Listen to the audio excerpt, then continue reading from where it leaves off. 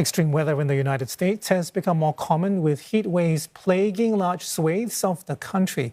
Research shows lower income and Black communities are more vulnerable to heat-related illness and even death. In New York, only a quarter of the city's population is African American, but half of all deaths from heat fall within that demographic. The campaigners are looking to new laws to protect the poorest New Yorkers from a warming planet. But in the meantime, they're taking matters into their own hands. Sally Patterson has more. As New York City swelters, its leaky infrastructure is on the brink of bursting. Erected more than a century ago, these rickety foundations were not designed to withstand today's intense heat. These window air conditioners failing to plug the holes of a much bigger problem: heat discrimination.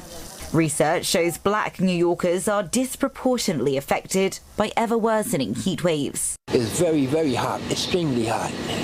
They ain't got nothing, no AC. They allow fans, but it's still hot. The walls are sweating. Poor air quality is a serious health risk in low-income areas. Heat exposure adds an extra layer of danger. I got asthma, I can't breathe. I keep my inhaler, I gotta keep hitting it because I can't breathe. City Health Department figures show heat stress kills around 350 people every year.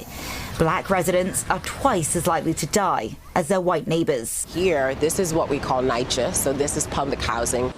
Dr. Melissa Barber was born and raised here in the South Bronx. She tells me neighborhoods like hers have higher rates of poverty and lower access to air conditioning, green space, and natural water. There are certain areas that people always neglect. Communities of color are usually always neglected, and the same level of care that you would see in a Manhattan community is never done here. It's not just neglect, but lack of legislation too, according to legal experts. Unfortunately, there is no law requiring that indoor temperatures be kept at a certain low level. There's no cool law in the summer the way there's a heat law in the winter. New York City Mayor Eric Adams says that'll change by the end of the decade, with new legislation in the pipeline and a commitment to boosting spending on sustainability, using state and federal dollars. For now, he set up cooling stations across the city's 5 boroughs. Public spaces like libraries, community centres and malls offering relief from the heat. But campaigners here say they need long-term solutions, and they need them quickly. Nobody else is going to bring us those solutions. We have to actually be empowered enough to bring those solutions for ourselves.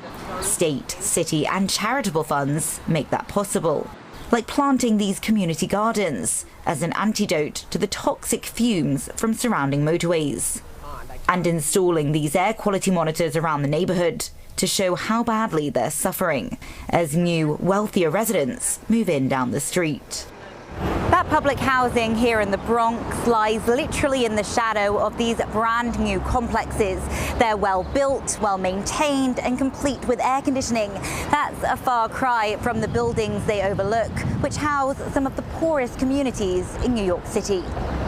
Ones that feel both overheated and at times overlooked by those failing to grasp just how serious the heatwave health crisis really is. Sally Patterson, CNA, New York.